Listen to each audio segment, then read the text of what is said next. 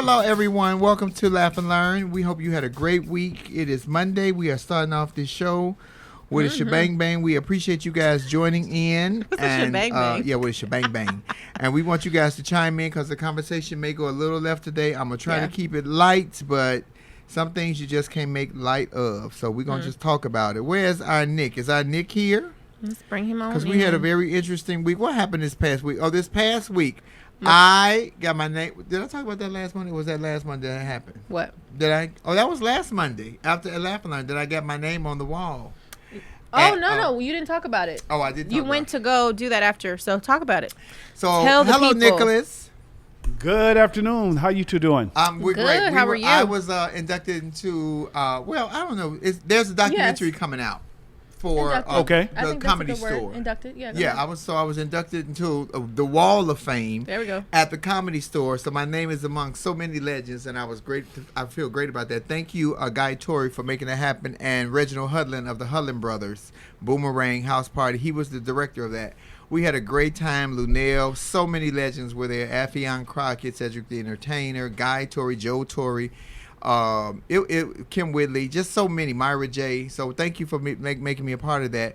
Rest in peace, speaking of comedians, to the last of a dying breed, the last of the greats, which was Paul Mooney, who passed on this past week. Wow.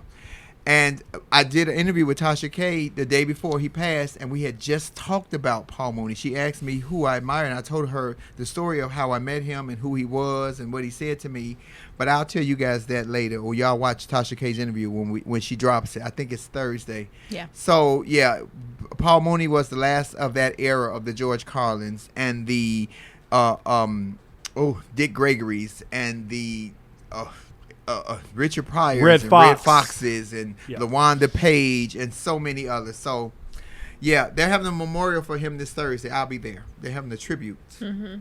I'll be the fat pretty one. I won't wear this. I might wear this hair, but I won't wear this shirt. This shirt is just not complimenting me at all. Don't I look like I'm about to run track?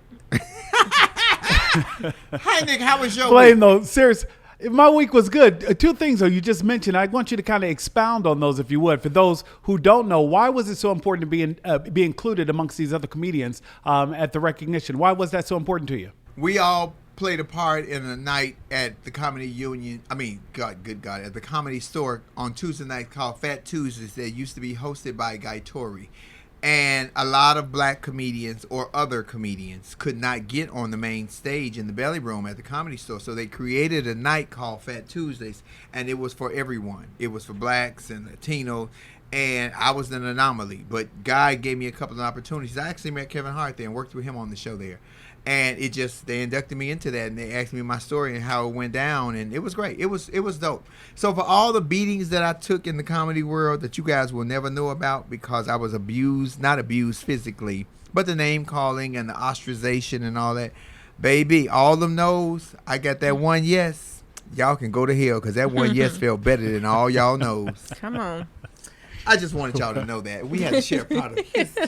I'm proud of Well, And I'm on the congratulations, main wall outside eye level. So when you walking past, you say Flame Monroe. So if you want to touch me, Lauren. Every time you touch my name on the wall, I'm going to say,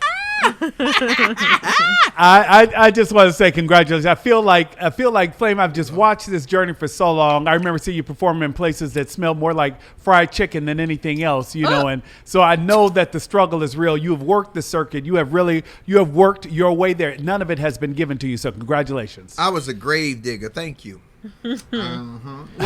Welcome, Flame Mass. We want y'all to chime in. The conversation gonna get heated today a little bit, but we don't want to start heavy. Where we going, Nick? You take the lead. I'm gonna let you be the top. I'm gonna let you be the top today.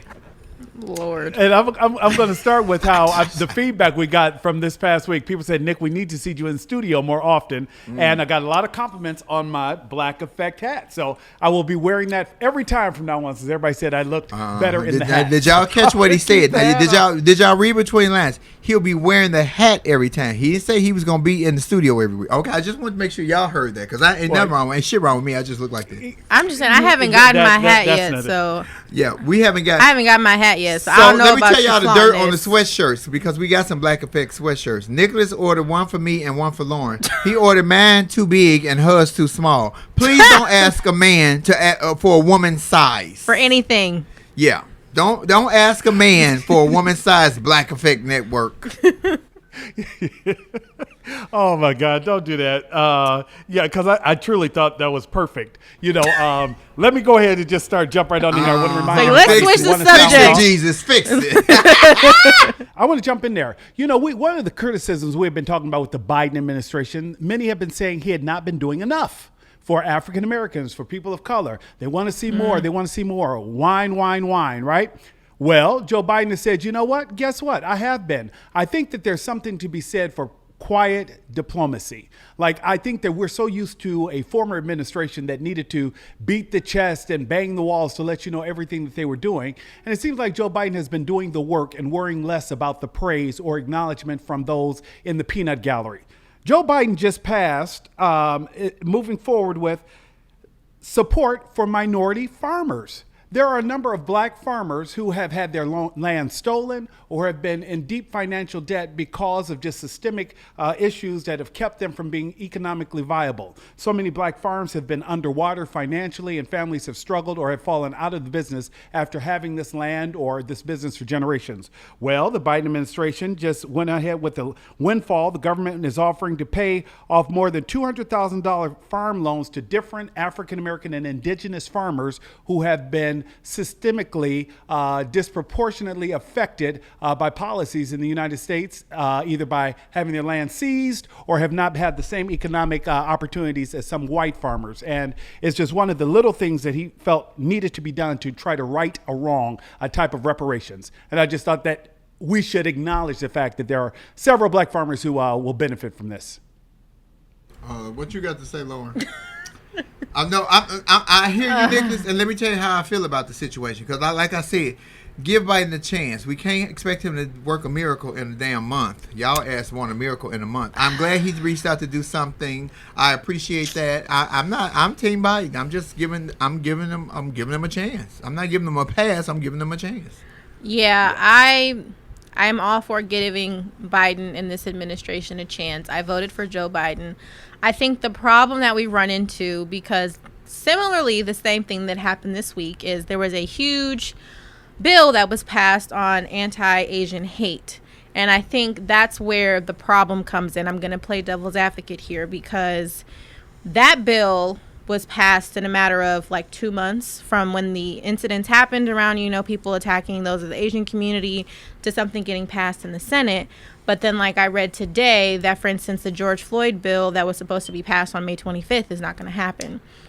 So while I think it's great that Biden's making these slow strides, and I'm not putting everything on him, but unfortunately, it's like guilt by association, because this is his administration. And the fact is, certain things are getting passed for other communities, and the things that need to be passed for us, the black community, is not happening, and we're the ones that elected him. So I think that's where we're going to continue to run into some friction with voters, really, because we can't get nothing passed for us. But, he's like, he's making small strides. And so, yeah, that's great and all, but where's our legislation? I think that's what we're going to run into. You're speaking about that, Lauren, and you're not a rapper, you're not a famous artist, you're not because they're awfully quiet right now. Those hold the vote ones. Hello? In the words of Cat Williams, can you hear me now? Can you hear me now? Can you hear me now? Can you hear me now? Because they all dead silent right now. Now, when the primaries come next year and it's time to vote again, I don't want y'all jumping out the woodworks talking about black folks hold your vote. Black folks, what they did for the black agenda. Because if the black agenda is now, you niggas is quiet. So the black agenda is moving forward, y'all not.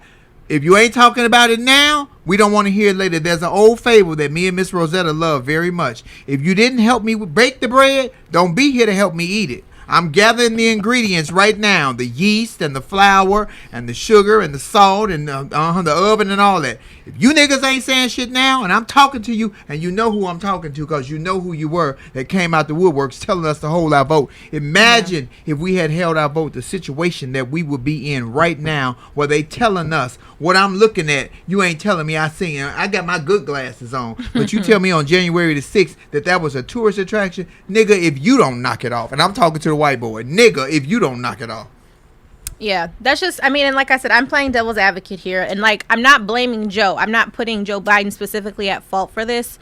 But like I said, he's guilty by fault. It's his administration. You know what I mean? And so it's just, it is what it is. You know, black folks need something. And a nice anti-lynching bill that's been in the Senate for over 200 years, getting that passed might be a good first start. Just throwing that out there. So. Did you see where Caitlyn Jenner tried to attack the transgender woman that Joe Biden appointed as the doctor to say that she was unattractive and woo woo woo woo woo? Big Bruce, Big Pimpin', have you looked at yourself? That's before, during, and after. I knew you were going to say that. I had to. I knew you were going to get that in there. How dare you try to throw somebody up under the bus while you walking around here looking like Lurch. Nigga, if you don't knock it off, I ain't voting for you either. I'm LGBT friendly, but not for you, Pimpin'. You ain't you a Republican. They don't even want your ass, and you too stupid to see it. But you just keep on driving that car and putting on your lipstick. But don't nobody cross the street while she driving. The bitch is a dangerous driver. She took one out. Come on. It's that kind of day, baby, and I ain't even had no And you'll remember, Flame, this followed Ms. Jenner's comments about why all of her friends are leaving LA because the homeless situation is so unsightly, it makes them uncomfortable.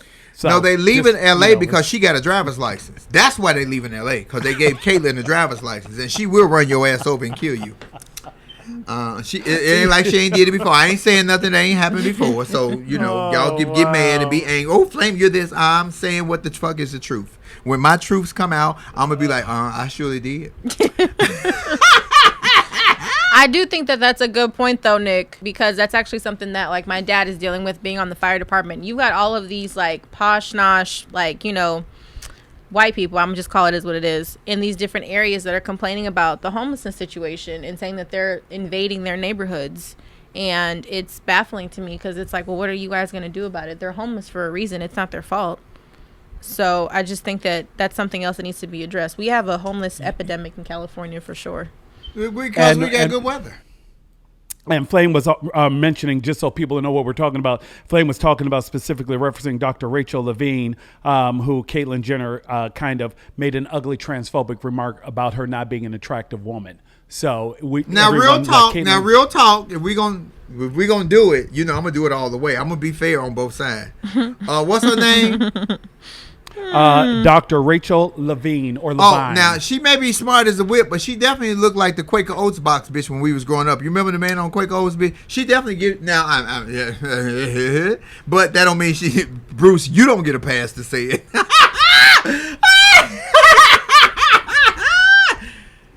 You know what? I had to close my mouth. I know who. Y'all, you remember the Quaker Oats box, right? That's why you're speechless. Oatmeal on Saturday morning, because you didn't get it every day. You got cereal, but you got oatmeal on Saturday morning. Y'all remember you know, with the white hair? Oh, yeah. We know what you're talking about.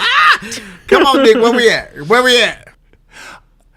Two things I want to make sure we hit on today, and then we can, of course, move forward. But the two things I think are necessary to mention.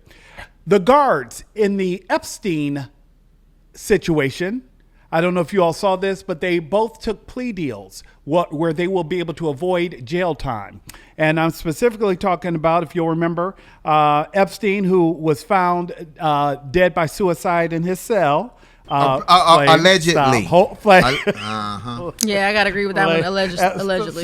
So Michael Thomas and Tova Noel were charged with lying on their prison records to make it seem like they had made the required checks, and they actually had not. It looks like they were surfing on the internet and had kind of fallen asleep. But what's important to mention in all of this, I think it's more than anything, they both had been working 60 to 80 hours that week because the facility is notoriously understaffed because the staff is underpaid. So they have a hard time retaining staff. Those who are on the payroll are often required to work overtime. And in this particular situation, both Michael Thomas and Tova Noel had both done overtime. They were on like their third day of overtime and were simply exhausted. So all of it fell on them that because they had not done the check, the reason they had to take a plea deal, they were charged for not having done the rounds, falsifying that they had done the rounds. And because they had not done the rounds, it is suggested that they could have prevented Mr. Epstein from taking his own life in his cell. What you think? I don't think that it's necessarily their fault, because I think the fact that they're underpaid and understaffed, it takes a toll on people. And I think that that should kind of trickle up the ladder to whoever's responsible for that. I don't think it should necessarily fall on him. However, or them, excuse me. I do think, though, that it hasn't been proven that Jeffrey Epstein is dead. I am a conspiracy theorist on this subject. But saying all that to say is I don't think that the guards necessarily should be at fault. Okay, you said the key words.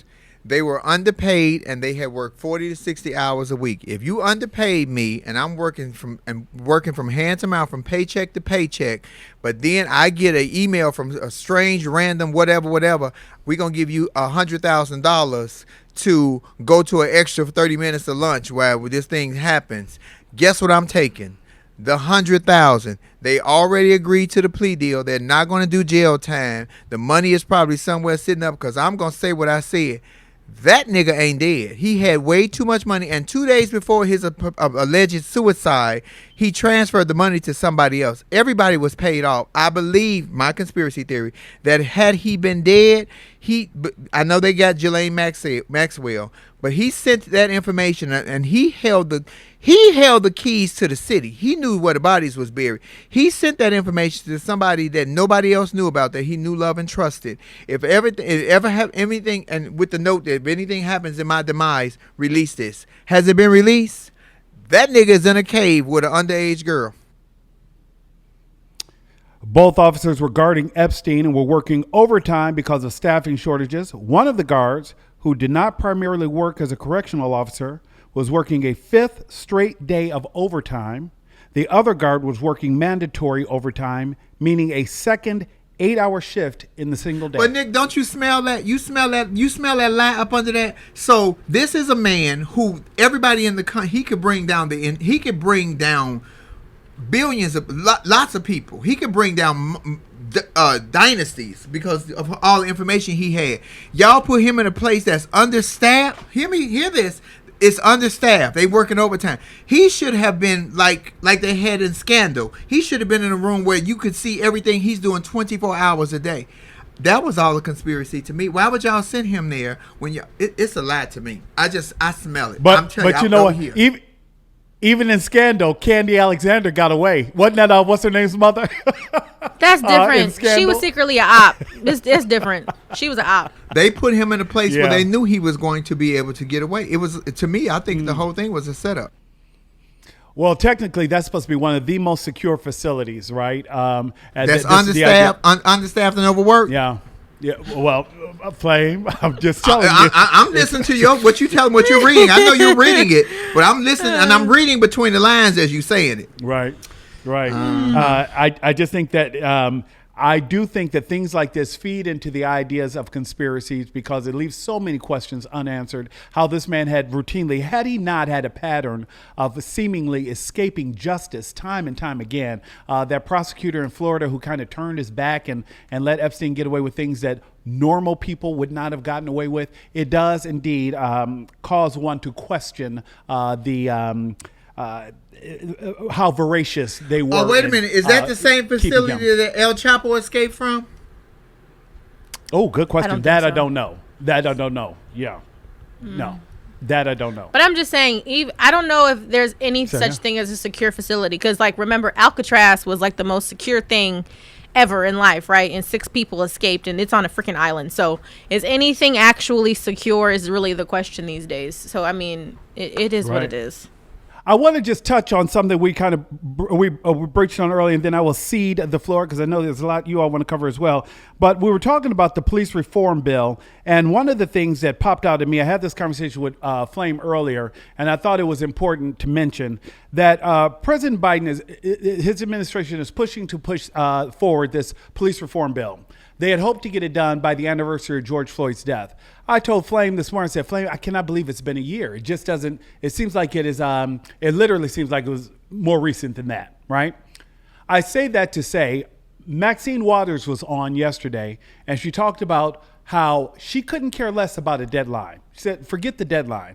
If meeting a deadline means they're only going to get part of what we need, then I'm not worried about a deadline. She says, I want it all. I want a ban of the chokeholds. I want a registry where officers who are fired for bad practices are not allowed to be rehired in the next city over. I want things that we can actually see that are tangible, that can make a difference and a change in the community. She's suggesting that we get rid of the idea of worrying about a deadline and focus more on the fact that we get the things that are needed so that those who are being policed by the police can feel comfortable in their communities. And I just thought that was something to also keep in mind as we wait to see what the Biden administration will do in the area of police reform. I don't agree with that. I love Auntie Maxine and everything, but I don't agree with that, because I think if we start getting into this space of we don't need deadlines, I mean, I understand the thought of making sure we get everything in the bill, but if we start, ignoring said deadlines or kind of creating a strategic plan of when we should roll things out, we get into a situation where it's 200 years later, I just mentioned this, and we still don't have an anti-lynching bill passed. So I understand, in the foundation or the root of what she's saying, of course we want everything in the bill, but I still feel like, timetables should still be set forth in order to get things done. Otherwise, it'll just be in limbo forever and a day, and nothing gets passed, and then we have instances where people feel like, us black folks, we're not getting our dues. And Lauren, I think you and I have both worked in the area of comms where you have a strat plan for a reason. Exactly. So that you can have these clear benchmarkers. And when you don't hit area 1, you can go back and say, hey, what's happening here that we haven't hit 1, so we can move on to 2 and 3. Absolutely. Exactly. There's a value to having a strat plan. Yeah, but coming in from another angle of that, I get what she's saying, because we want something done. Like you said, Lauren, we don't need a timeline, but we've been waiting already 200 years to get this passed. So if we can get something done that'll keep us moving forward, I would appreciate that. But just not the most minute shit, because what they will do is pass the most minute things as opposed to the stuff that we really need, like police reform. We really need police reform done. And if you don't think that we need police reform done, turn on your news. Well, I don't care where you live. Turn on your news. I don't care what state or city you live in. Turn on your news. Well, I will say is that there is a sweeping police reform, happening across the country. I was also watching that today. I know, like, Colorado is passing something, and, we talked about New Jersey saying that they want to end qualified immunity, and they've kind of taken some steps, towards that. So police reform is definitely a hot topic right now, so it's interesting to see, at the state and local levels, what they can get passed legislatively. So something's in the works, but there's some been in the works a long time. Well, I think it's different this time. I think it's different this time. Yeah, I think it's different this time because in the past, I don't feel like police, brutality has ever been on such a global level at this point. I think that we've gotten other, countries and states involved, and it's a universal issue at this point. It's across the board. So I think that because there's so much more buy-in at this particular point in time, that something's going to manifest. Can I say before we move forward, hats off to Common, Lena Waithe, and the producers of The Chi, and the actors and characters of The Chi were started last night, because they talked about this. They actually played a scene out of where the 2 young black boys were walking out, and the police came and slammed them and beat them and woo woo woo. Because we, as much as we say we don't, I tell you, I don't want to see it. I don't want to see it. We need to see it. We need to see that it's really happened, and I appreciate them acknowleding. Have you changed your stance? I kind of changed my stance. I hate to take it into my DNA personally, but now I realize that I need to see it, because then it flares something up in me. Now, I don't want to go watch Roots and then go outside and just start fighting white people. That's the people next door, because they white on both sides of me.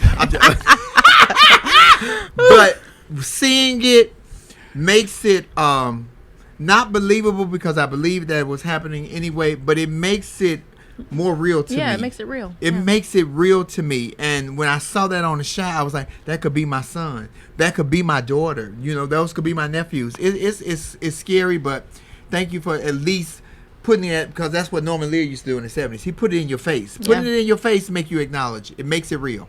For sure. 2 things, and I'll just throw this out there. I saw on your favorite network, Flame, which is, because you watch it all the time, CNN. I see that CNN just released one of your favorite commentators, Rick Santorum. Why? It looks like Rick Santorum had a bit of an racist comment moment about Native Americans, and how I guess he is quoted as saying, we birthed a nation from nothing. I mean, there was nothing here. Yes, we have Native Americans, but candidly, there isn't much Native American culture. There isn't much Native American culture in American culture. Native Americans have contributed nothing. He got fired, right? They said, right. Rick, that was a bridge too far. All right, bet. You and your sweater vest can go that What was way. his So, quote? yeah. What was his quote? There was nothing here. Yeah, The indigenous people were here. Thank Y'all you. came, so that's what brought nothing here. Because y'all came and raped and pillaged and killed and the main what they call it when they cut you up? What they call that shit? When they Murder? all of that, and then brought syphilis and diseases here. Mm-hmm. You're right. There was nothing here until y'all came because y'all were nothing and brought nothing. Did that sound mean? Because that's the truth. Because indigenous people created this country. Baby, y'all stole it from them. Pocahontas and John Stanton was fucking on the low, and y'all got mad because that white boy had liked that little Mexican, and y'all had got mad. Let me talk about it. Oh, this ain't Love Lounge. Come on, Lauren. And just to let you know how people don't, when people don't really care for you, it looks like he campaigned for his job back, but quote, leadership wasn't particularly satisfied with his appearance, and none of the anchors of any of the shows wanted to book him, so he was essentially shown the door. Listen, and I know CNN is your favorite network, Flame, so I'm happy. It is not my favorites. They just have Chris Cuomo and Okay. Andy Cohen. Okay, it's not the Andy anchor. Cohen. Anderson Cooper. Why did I say Andy Cohen? I love saw you, something Anderson on Bravo Cooper. earlier today. My bad. I love Anderson Cooper. I'll say this, and Flame, I think we may start to accuse you of having an attraction to a certain hue. no, that's not true. Not coming from you. Lauren! Oh, you know what, Lauren? I tried to find some cover. You want to do it, baby? Lord, You want to thank do it? you. Let's do it, Lord. Pepper. Let's do it. There Not was a- coming from you. Oh my God! Oh my, Lauren! I had a Mr. Lauren, Krabs moment. Oh my God. Lauren, do you have smelling salts? Because I just got knocked out. So I'm gonna go ahead now, and you I'ma know what? shift. Wow! I'm gonna shift back to what we were saying. What I was saying about CNN.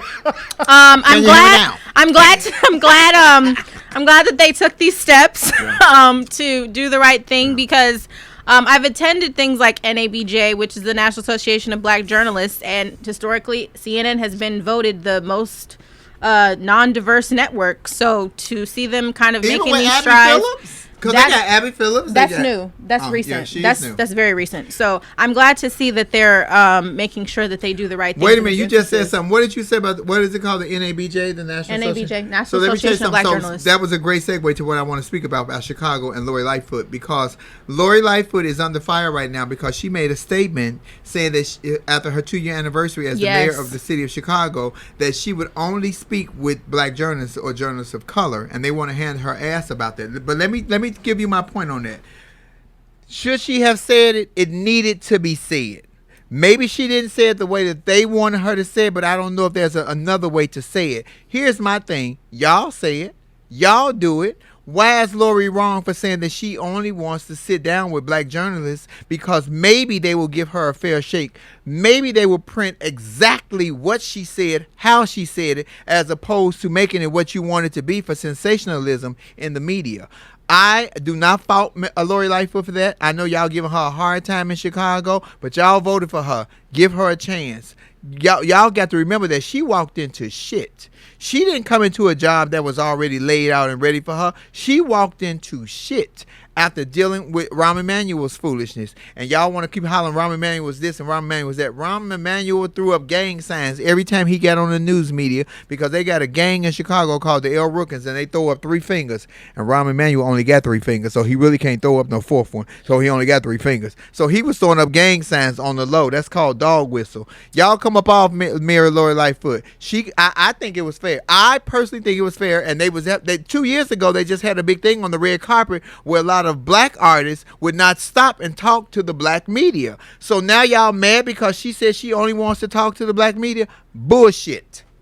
And this is my opinion. In the words of Issa Rae, I'm rooting for everybody black. So I think this is great that she did that. Mayor Lightfoot said, if I, as the black woman mayor, the first ever, don't change and challenge us and challenge the collective us to do better, to really make sure that in every institution it reflects the diversity, nuance, and texture, shame on me. And so she stuck with it, and she wanted to make sure that journalists of color were given an opportunity to have their stories reflected in the press, and she did not feel like that was happening. So.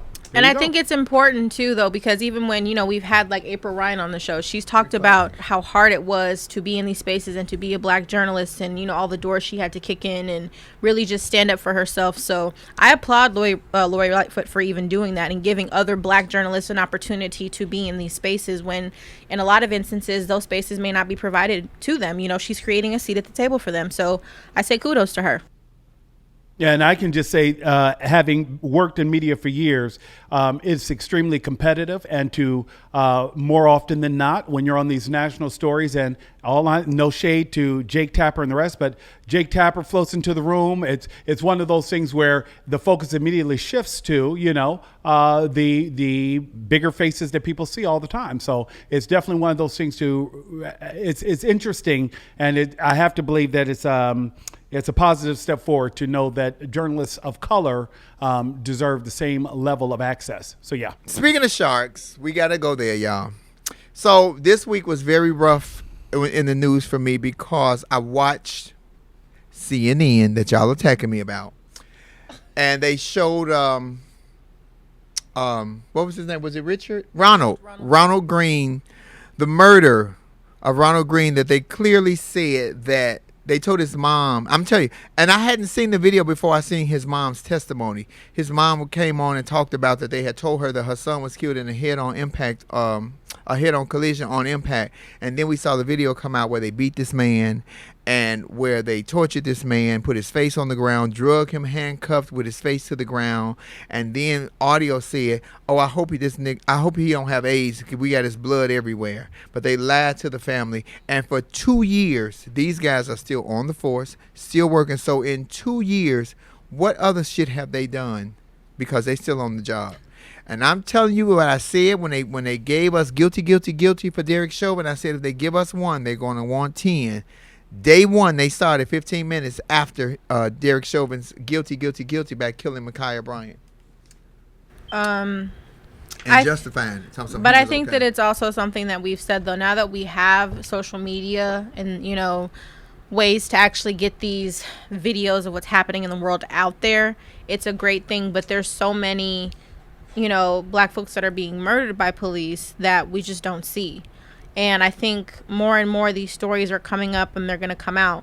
And luckily, we talked about body cam footage as well. So I don't have any words for this. I think, unfortunately, and I've said this before, that this is just going to continue. It is still the South. The South is still the South at the end of the day. I don't care how purple, a state may turn, but there's a serious systemic racism that is ever evolving in this country, that is still very prevalent, and that we're going to continue to experience. It's unfortunate. That what you said on the South, but look, Minnesota, New York, they killed. What was the guy they choked? Pasadena for selling cigarettes. Pasadena. No one is safe. I think it's policing. Period. They chokehold him. Remember the big guy? He was selling cigarettes or something. What was his name? Eric Garner. So that wasn't the South. It's just a fucking ridiculous. Well, right. I say this, and then we just had the police incident in Pasadena, and you don't get any whiter than Pasadena, California, right? So I think it's a policing overall that needs to be re-examined. I say that the South is still the South, though, because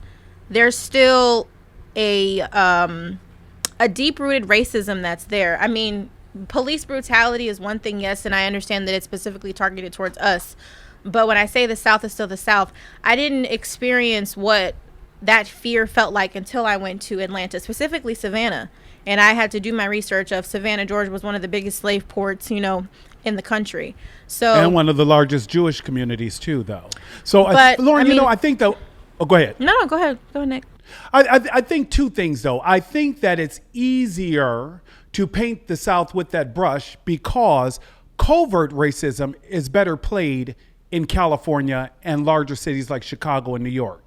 But I think overt racism is visibly displayed in the South. But to somehow not recognize or not appreciate the stealth manner in which racism is dealt in California, I think could be missing the larger picture, because I definitely believe it's there, or at least Northern California. Southern California may be immune, but I know that living in the Bay Area, it was definitely a challenge to not recognize the level of systemic racism that was endemic in much of Northern California. I mean, I'm not about to single out any specific state, and I made it general by saying the South. As a whole, this country was colonized, and we have a systemic racism issue across the board. Like, that's just fact. I'm just saying the South specifically, there is more ingrained racism. This is my opinion. We can, go back and forth about this, but there is a more overt, sense of racism, whatever you want to call it, that I experienced in my opinion. But of course, we're dealing with blanket racism across the country. I mean, if we're going to talk about it in the police sense, New York has probably the most brutalized police force in history. There's no other police entity that I know of that is more brutal than New York. But L.A. No, New York, hands down. New York. Nicholas, you gonna come up off California? Don't be attacking my city. Well, no, L.A. is the reason we had the race riots, you guys. I mean, what we can do. This is what I think, and I just want to be clear. I get that living in California affords you a level of removal. I get that. I lived there long enough. I totally get that. But I think that what also happens is that sometimes California also blankets people in a false sense of security. I don't want you to think that California doesn't have issues, you guys. And that's just my plea. That's my personal plea. But nobody's saying that, though. Also. Nobody's saying that California doesn't have issues. But to suggest that New York's police department is worse than LA's, it is. I mean, we know the LA riots. We know what happened with LA. We know that Detroit had riots. Bama had That's riots. not a good example. I'm sorry. I got that. But we were talking about New York being worse than LA, and that's not true. And that's what I'm your saying. opinion, I just though, want to Nick. make sure we focus on that. I think you're the only person that's probably going to say that. Being that, gotcha. That's your opinion. I'm just saying. I don't know of anybody else that would say that LA is worse than New York. Just if you look at the blanket history of what's happened in New York in terms of the police, everybody that I know of would strongly disagree with you.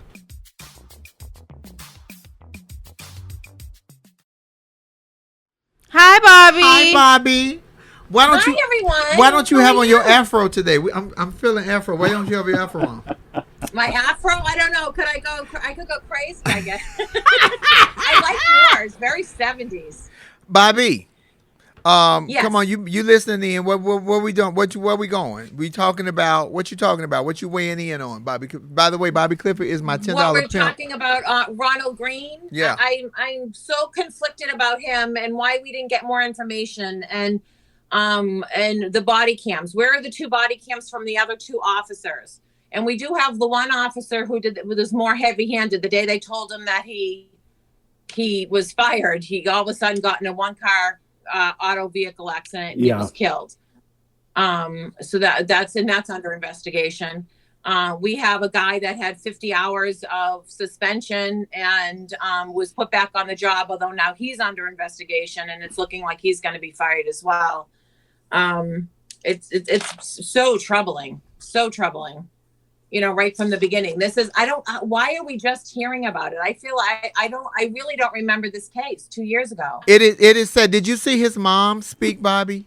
Did you see his mom talk about it? I can't. You know me, I'm a big crybaby. I was like a mess. I can't even imagine. But wasn't he married? Where's his wife? I haven't seen anything but the mom speak. Right. Me neither. That's the only reason I'm mentioning it. I feel badly for her. I'd like to see her have some sort of voice. I think the mom has been fighting for some type of information from the beginning. So she's been taking the lead in that, yeah. And the 4th officer and that also, would be Bobby. Me too. There's no way someone would kill my baby, and I wouldn't be like an absolute lunatic and flying my freak flag and everything else. I was just writing down. I mean, it's amazing. When Flame said this was going to be one of the topics, the information that just came was unbelievable. Yeah. The stun gun, where they stun gunned him 3 times. Yeah. Why he was handcuffed. While he was handcuffed. Before he was out of the car. He had been beaten about the head. And then they stunned him for the taser, right? We heard that with the other one I was talking about. And so everybody backs off and what are you stunning? For what reason? Yeah. I just don't even know where And I also thought it was very brave, and maybe because I'm coming from your side, that with the ED doc was the first one that got the ball rolling and said something doesn't add up with this patient as he went through everything. The story that they're telling us is right in the medical record, which is great for the family. It's not what I'm looking at. Right. So I thought that was pretty brave, considering he was probably surrounded by police, right? Absolutely. That were all there. I thought I feel badly for the person who did the autopsy with limited information. You know, they didn't go one way or the other, but it was clear. They said once they saw that what actually had happened, and they were presented with that, what happened to the patient. I think this case, though, also requires that we acknowledge a couple of things that I think were done right. And that is the AP fighting for the release of this tape, because the state of Louisiana had been fighting, Louisiana troopers had been fighting the release of the videos from day one. Officers at this time were required to activate their body cam, and one officer deactivated, but they were able to piece together. There were times when Mr. Green was out of frame, so we couldn't see what was happening. But none of this would have happened if the AP had not just kept pushing and filed what is called a Freedom of Information Act to have that information released. So now finally Mother Green, because I forget her first name and I want to be respectful, Mother Green is finally getting real information about what happened to her son. But 474 days, Nick. Why 474 days? Well, I don't understand. So I'm happy that happened, but why didn't we hear this earlier?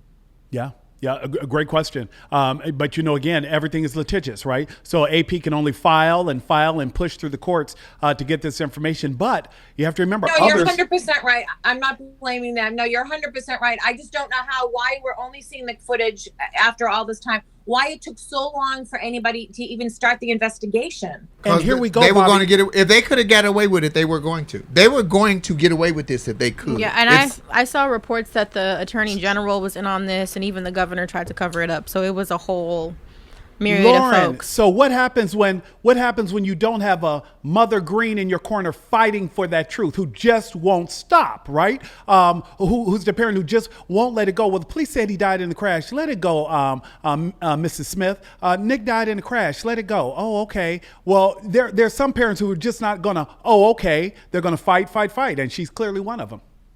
Yeah, Thank God. I mean, I think this goes to what we've said too, is that there's just so many that we probably don't know about, because there's so many cases that could have been covered up or just not being covered in the media, and people just don't know about because we just don't, have the information. So his name is Ronald Green. His name was Ronald Green. He's passed on. Y'all asking who it was. Hey, Dawn, it is ridiculous to think that we are living in such a situation that they still doing shit like this and getting away with it. I'm not gonna blame just the state, or because it's happening everywhere. And I'm telling y'all, and I know this is gonna sound very vigilante. We got to do something. All this talking shit and marching and protest. Baby, until somebody take a stand and sacrifice their own self and fight back to kick off something, and I'm not saying that, but if that's how it's gonna have to happen, God damn it might have to happen like that. We're sick and tired of saying we're sick and tired. We're sick and tired of saying we wait on somebody to pass the bill. Baby, shut up, Flame Monroe. Shut up, Flame Monroe. The only thing that I'm hoping is that with now this case, right? So it's another case 2 years older, that there are other Mother Greens that are now going to start looking at their children's cases and start asking for them to be open and be reevaluated. So, when we get some complete transparency, maybe we'll get some movement. That's my only hope and my prayer. And I personally believe, and as disheartening and as frustrating as this is, I believe that this is another example of progress, right?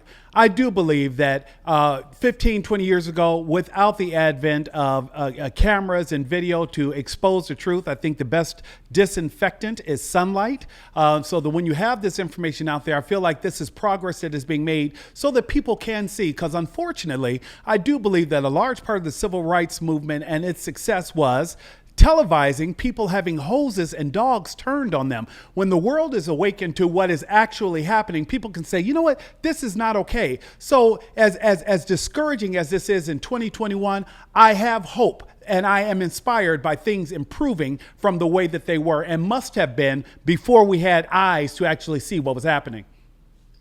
No, I agree with that 100%. I have had conversations with my mother when we've watched, the History Channel, and you watch some of the stuff. And she said, having it be transparent for them and shoved in their face was eye-opening. Prior to that, they would have said, well, why did they go there? Why did they do that? But not that they were troublemakers, but, if they just stayed, someone just stayed on their side. But then when they saw it jammed in their face, what was actually happening to these people. Absolutely. But here's the thing. We see a whole lot of shit publicly jammed in our faces, but the people that we have instituted in the laws and the people, like they telling us January the 6th was not an insurrection. We watch this. We see this. White America see it just like Black America see it, but they telling us that's not what we saw. No, it was a trip to it was a White House visit. Remember? Yeah, but my point is, we seeing it now on camera. We're seeing it on video, but then we have people in places of government to tell us, oh, that's not what you saw. You're not going to tell me what I didn't see. I got my good glasses on. I can see that shit without my glasses on. It was straight out murder and protest. That's gaslighting at its best.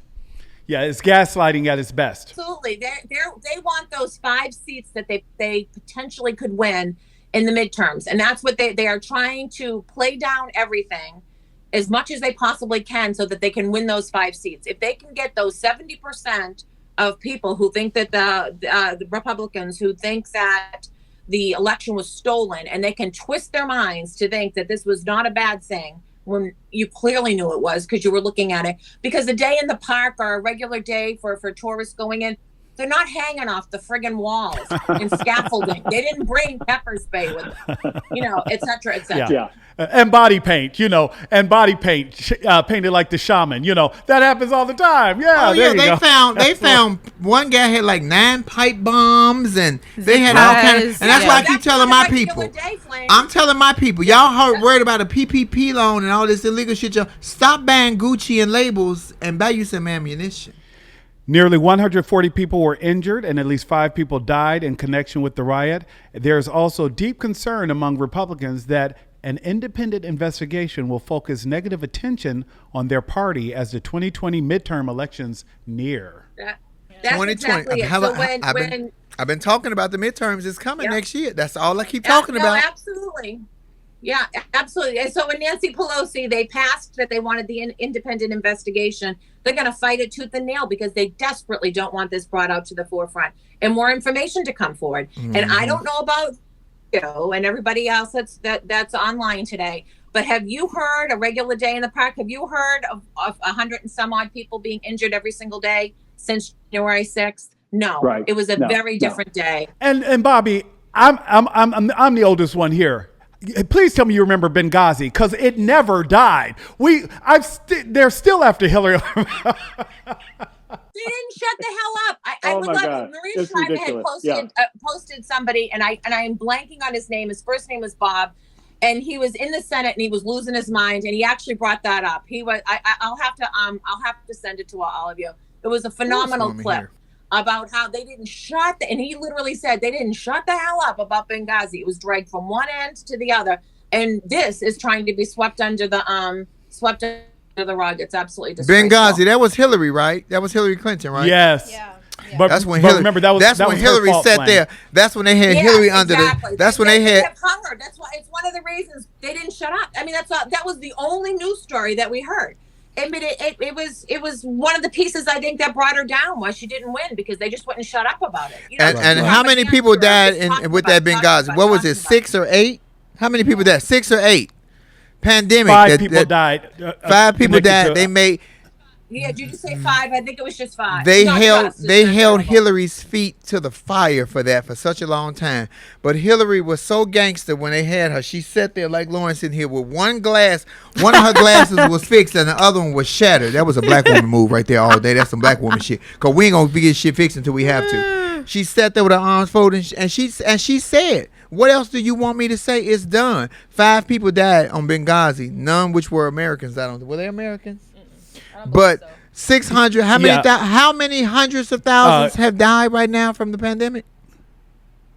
Okay, I'm just gonna let y'all sit on that one. Well, there was also the comparison too of her to. I remember Brett Kavanaugh when he was crying while he was being investigated before being elected to the Supreme Court. So, and Hillary did it like a G. So, you know. Hillary was gangster with it because Hillary didn't want y'all in her emails. Everybody telling something she don't want. She got something to hide. You know what Hillary was hiding in them emails? She had a boyfriend on the low because Bill was already cheating with Monica Lewinsky nasty ass. So Miss Hillary had a dip on the low and she was sending out some sexting pictures. Miss Hillary didn't want y'all to see that old cat. No, ma'am. Well, Bobby, thank you as always. Could be. I do think they were personal. I think there was personal stuff in there, and she just didn't want people reading it. And prior to that point, they were able to use the other server, and now we have new rules because of it. So I think that's terrific. But Jesus, that's the other thing. They didn't shut the hell up about those goddamn emails. You know, they probably wanted her coupon to Crate and Barrel or something. I don't know what the problem was. Bobby, you know we always love you, and I will see you guys. you. I will see you tonight for Love Lounge at 6:30 right here on IG. If you guys have not joined Love Lounge, y'all need to join me because we talk. We don't talk no politics. We talk love, sex, and fucked up relationships. Okay, Thank you, Bobby, my darling. Hey, Hi, Mark. Hey guys, sorry I missed the first part of what you said. It's okay. Flame was just being Flame. You didn't miss nothing. Go ahead. Oh. Well, I want to say this because a while back we were having this conversation about policing, and I said it's hard for stuff to be swept under the rug. Eventually, things will come out because it has to go through so many layers. And I said, so when it comes to policing, so everything will see, the light of day.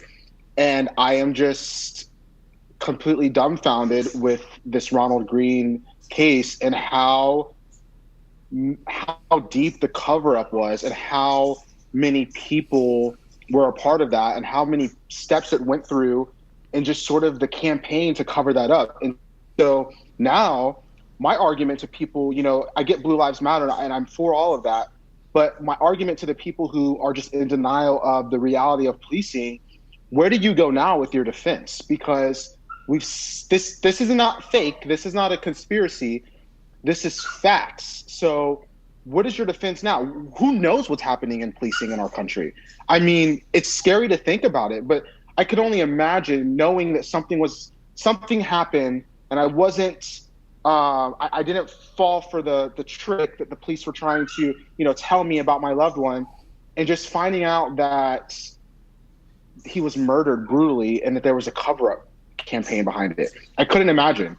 And the distrust that I would have for the rest of my life with policing. Well, welcome to our world. Well, welcome to our world. That's what I'm telling you. Welcome to black folks' world, because we have no trust for the foul ass police that's out here. To say that they all bad would be a hypocrisy. But it's too many bad ones and not enough good ones that want to speak up and stand by them because they have their own little clubhouse that if I turn on Lauren, then all my shit go away. I lose my house, my kids are in jeopardy. It is too scary on all ends.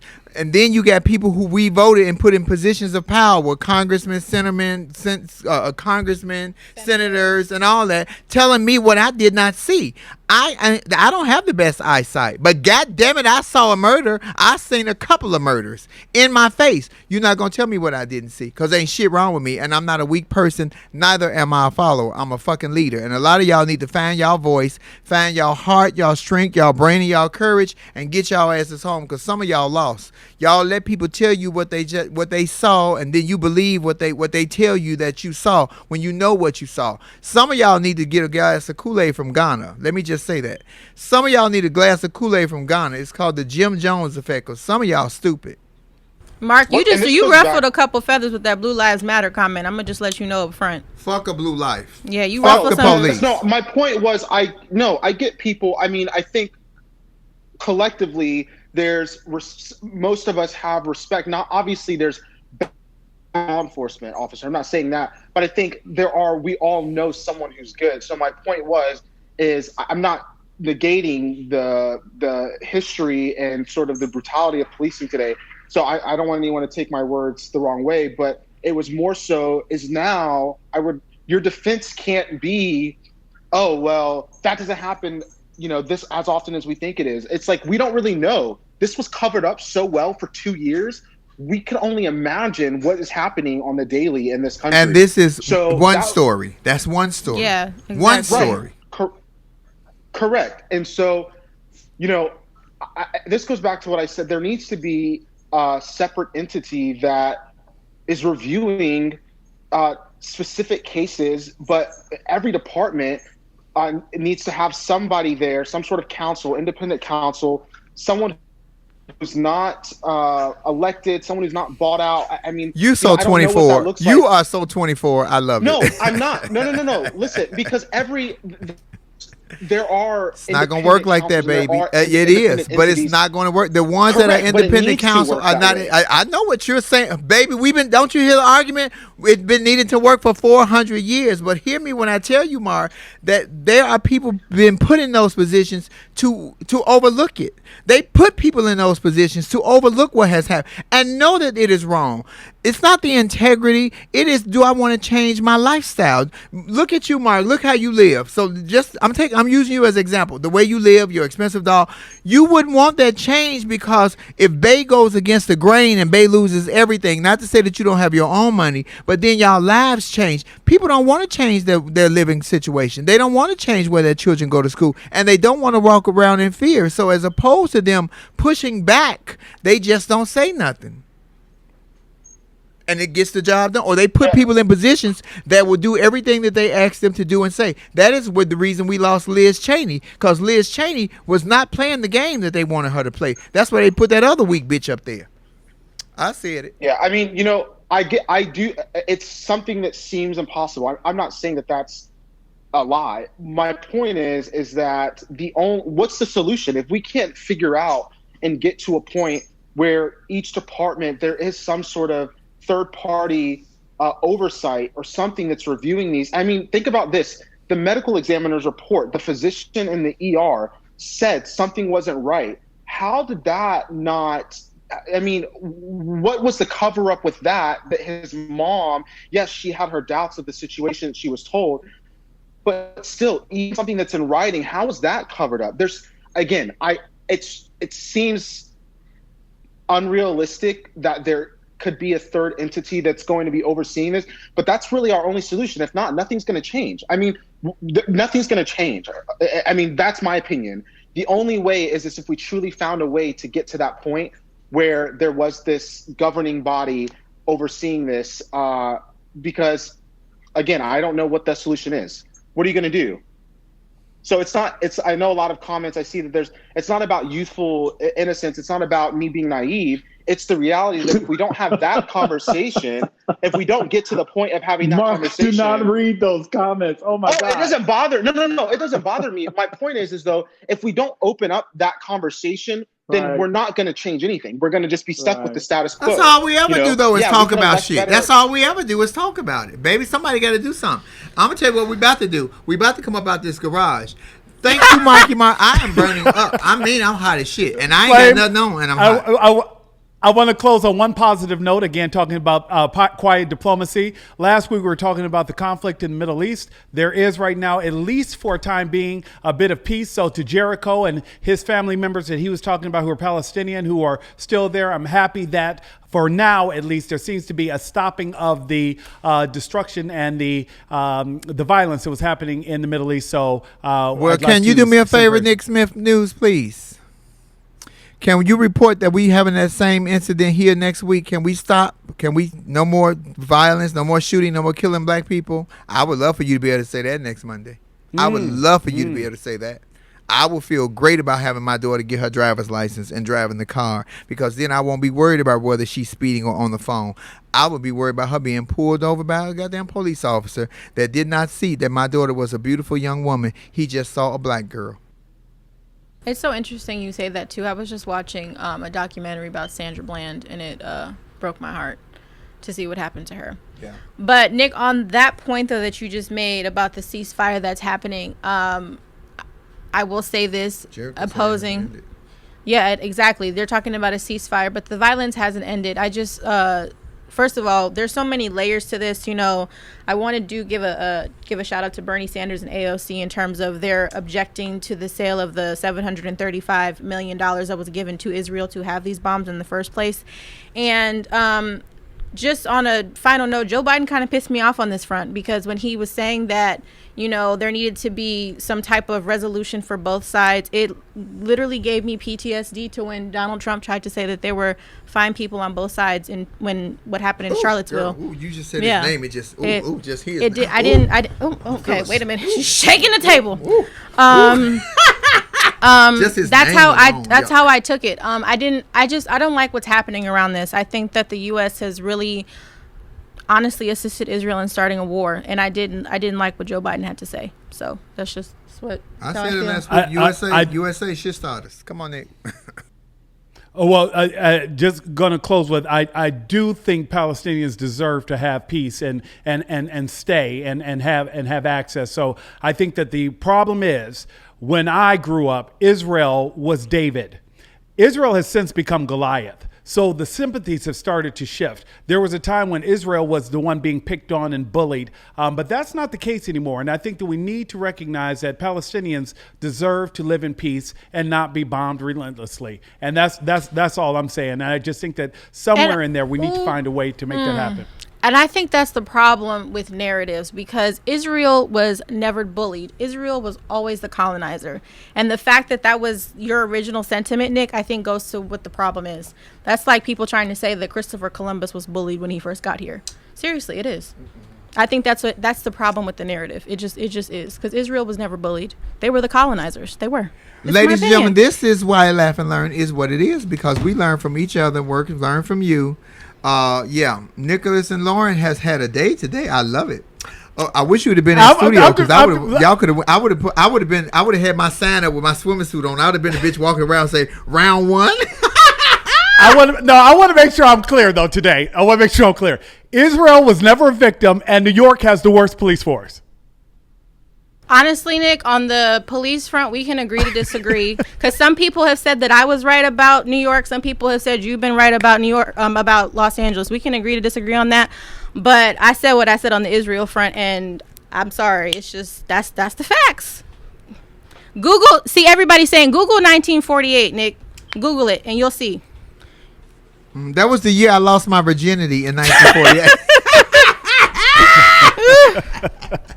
Ladies and gentlemen, thank you guys so much for joining us here at Laugh and Learn. We get out this garage because it's hot, and I just want you to know that the Tasha K interview is coming out this week. The bites are already up. Secondly, I want to clean up something, because Tasha K put out a bite. What do you call it? A clickbait, saying that I went after a certain person. I never mentioned the person's name. I'm not going to mention his name. Yeah, that's exactly what I said. I never acknowledged his name. I never said anything. We have a history. But my boss, Tiffany Haddish, who is also the executive producer of this show, asked me very professionally, don't speak on that anymore. And you didn't. I have not. Because I hold on to my job. I do get reckless by the mouth, but when I know that it's fucking with my check and my change, I'm just like those officers in Louisiana when they was covering some shit up for 2 years. I'm just like all those black artists that told y'all to hold y'all vote, and what was the black agenda. Just like they are right now, I was dead silent, so I didn't say anything. Because on this page, we want you to do the same thing that we ask you to constantly do every week, which is what? We're Nick? not asking you to change your mind. We are simply asking you to use your mind, because why? If you a GOP, then you ain't got one. That's why you need to come on over to the blue side, baby, because we got something for you. Please watch me on Tasha K. She's dropping it this week. Love Lounge will be tonight right here on IG at 6:30 p.m.